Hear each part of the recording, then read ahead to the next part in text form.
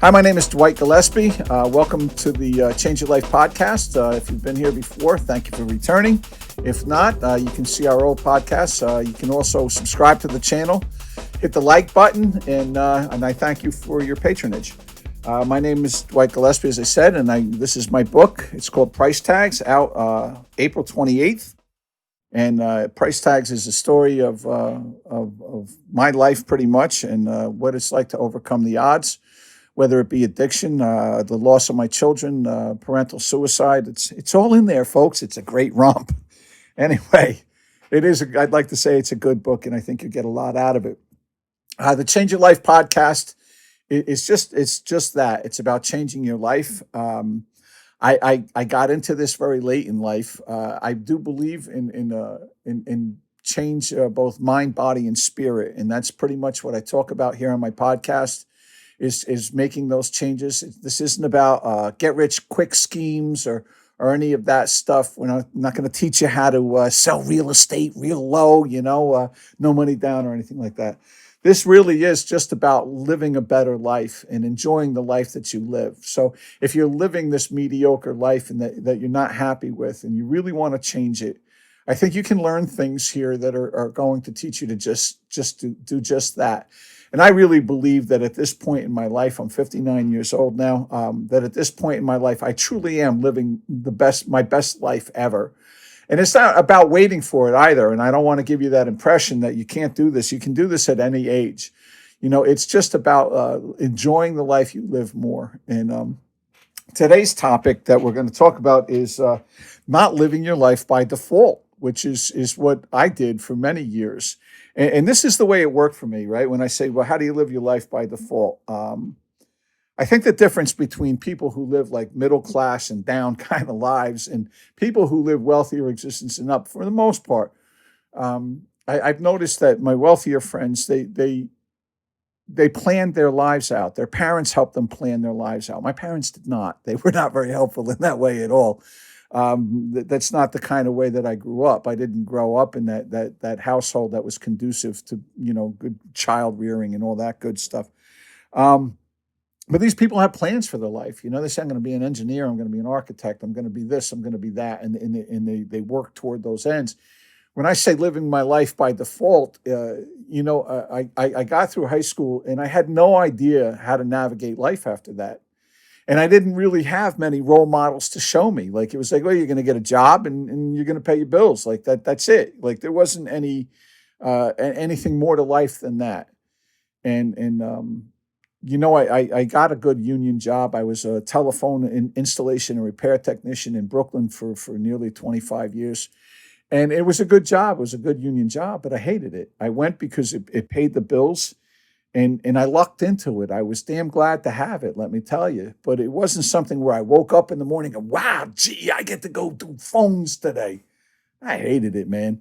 Because you did it, come what may, in the heat, in the cold, in the snow, in the rain. It didn't matter. You went, you climbed those telephone poles because you had to pay the bills and everything. And I'm not knocking it, don't get me wrong. But I wasn't living the life I wanted to live. And I'm going to tell you something, too. It wasn't just about the job. I think the job would have been better if I was doing better things in my life. But I lived everything by default. I met a girl, we got married, and she was a good girl and everything. And I love my son. And, but I wasn't fulfilled in any way, shape, or form. And I didn't even know what that would look like until I really said, I'm not happy. And I really want to do something about it. But doing something about it always seemed to be one day away. It was always one day away. And that's why I say living my life by default. I let these things I let life happen to me. And all of a sudden, one day, I remember, waking up and I was 60 pounds overweight and I was tired all the time. And it was just, I was existing. I wasn't living. And I think that a lot of people do that. And if that's the state you're in, I'm here to tell you that you can do something about it. And I think that recognizing it is one of the most important things that you can do is recognizing that you're living your life this way, that you're not happy with what's going on, and you really want to live a more fulfilled life. And for me, it becomes a project of mind, body, and spirit. And that's what I'm all about is not just fulfilling one of those things, but working on all of them in tandem. And that's what gives me a much more fulfilled life, is to work on all of these things in tandem. And spiritually speaking, I'm not a religious person. I have a deep faith in a God of my understanding, which I talk about in another podcast.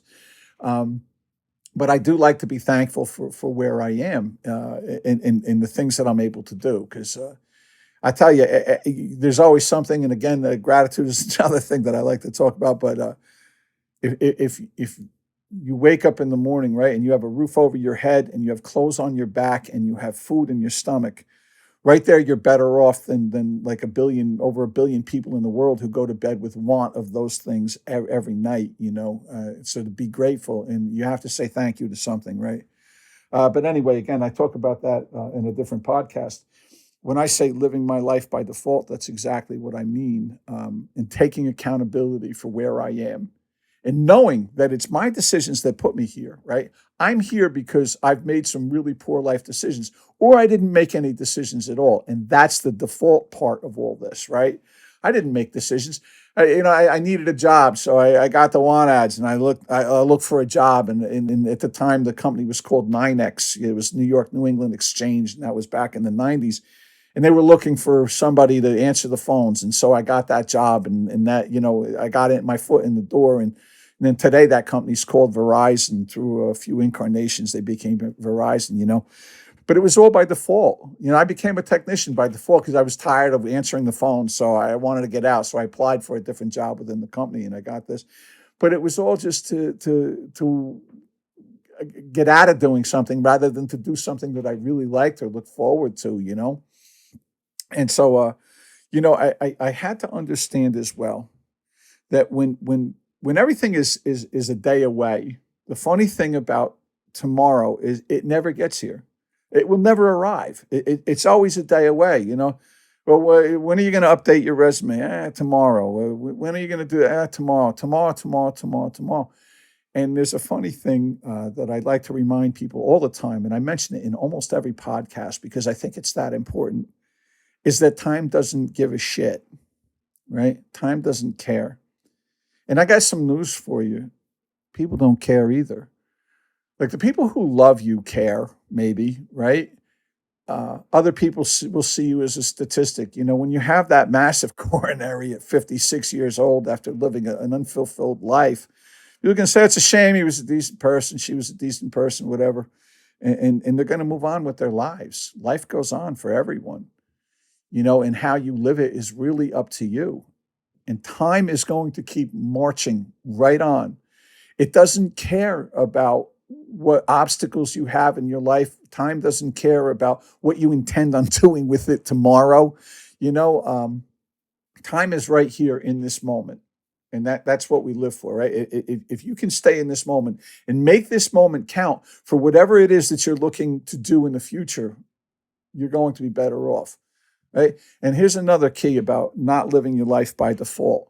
And that's to have a plan. Because people without a plan, that's another thing that people that are better off do, is they have plans, they have goals. They set these goals and they act on them, right? Because when you have a goal, right, and you write it down, now that's something tangible, right? First, it starts as a dream, and you write that dream down, it becomes a goal. And when you write that goal down, now it becomes something that you're going to take action on, and you can break it down into steps, and you can say, this is what I have to do to achieve that. And it doesn't really matter what it is. I mean, you could be thinking, I really want to go on vacation to Hawaii. Well, how does that start? Well, Jesus, this is what I'm going to need to do it, and you make that. And the same thing happens with your life and not living it by default. If you hate the job you're in, then by all means, what do you want to do? Sit down, write it out. Well, what do I want to do? Well, I don't know. I want to own a bookstore. I want to open a bookstore. Well, what do I have to do? Well, I need capital. I need this. I need a location. I need things. So now what do you have to do? You write that down. It becomes a sequence. How do I get capital? Well, I have to apply for loans. I have to do this. I have to do that. And to become accountable for all that. For years, I'm a writer, right? I tell you, I wrote my book. I showed you, I wrote a book. When I was a kid, And I say kid because I was, I've wanted to write all my life. And I remember, waiting for Simon and Schuster to come knock on my door and say, are you that famous Dwight Gillespie who's going to, knock the names of Faulkner and Hemingway off the lists of great American authors? And, we want to give you $1 gazillion for everything you've ever written. And that never happened. I started 150 books at least, and get 10 pages in and that little that little thing in my head that gets attracted to bright, shiny objects would flicker and I'd be off on another tangent somewhere else. And I never actually completed anything. And when I really wanted to get serious about this, I had to sit down and say, well, what does it take to write a book? Well, this is what it takes. I had to take classes. I know a person who said she was a writer, and I said, well, where are you taking class? I don't take classes. Well, who are you reading? What books are you? Well, I don't really like to read. Well, that's like being a musician and tell me you don't listen to music. Like that's. And that to have a plan if you want to be successful, because it's not just about wanting to do something, right? It's about taking those steps that are going to be conducive to actually completing this and seeing it through. Because I was great. I always considered myself like an idea man, like Eddie Murphy in Trading Places. I think it was. He was an idea man. I'm an idea man, and I was a great idea man. I had tons of them, man, and they were all good. The follow through, that was the problem, because I was an idea man. I wasn't a get up early and let's get this done kind of guy. That wasn't my thing. But I noticed that in my life, I didn't really get anything done until I actually did that. And the time is going to go by no matter what you do. In that acting career you're banking on, that writing career, all of that stuff will go to the wayside if you don't take care of it. Because again, you'll wake up one day and you're going to be older. And nobody, like I said, nobody cares. You have your status of whatever malady it is that has befallen you that has made it impossible to get anything done. Maybe you're right. I don't know. I know I've counseled people on things like this. They say, well, my husband doesn't do this. I said, well, maybe, your husband shouldn't have to do that or whatever. Maybe you could get, no, because this is wrong and that's wrong. And then I finally said, well, you're right. You'll never get this. You'll never achieve this. And they think that I'm agreeing with them that it's impossible for them. But what I'm saying is you're never going to do this because you don't really want to. Because if you wanted to, you would find a way around it. Because I'll tell you right now, if your success is contingent on what someone else does, that your mother has to do this, or your boyfriend has to do that, or your girlfriend has to do this, or your wife has to stop doing that, you're never going to get anything done. It has to be something that you can do or find a way around it. If these are true impediments, then maybe you need to look at that as well. Why are these people impediments to your success? But I'm telling you, again, this is all on you. And you are the only one that's going to feel it, whether you're successful or a failure. You're the only one that's going to feel it. And if you want to continue to lead a life of mediocrity, then do the things that have led you this far. Because if you are leading a life of mediocrity, every decision you've made up to this point is what brought you to it. So I'm telling you that you can do better. I wish I didn't just scratch my nose there. It wasn't a good opportune time to do that. However, things happen. You can do better. This is a way to do it. Please keep tuning in. My name is Dwight. I wish you well. I post every week. Again, hit the subscribe button, hit the like button, and definitely share it with your friends. Thank you very much for listening. My name is Dwight. We'll see you next week.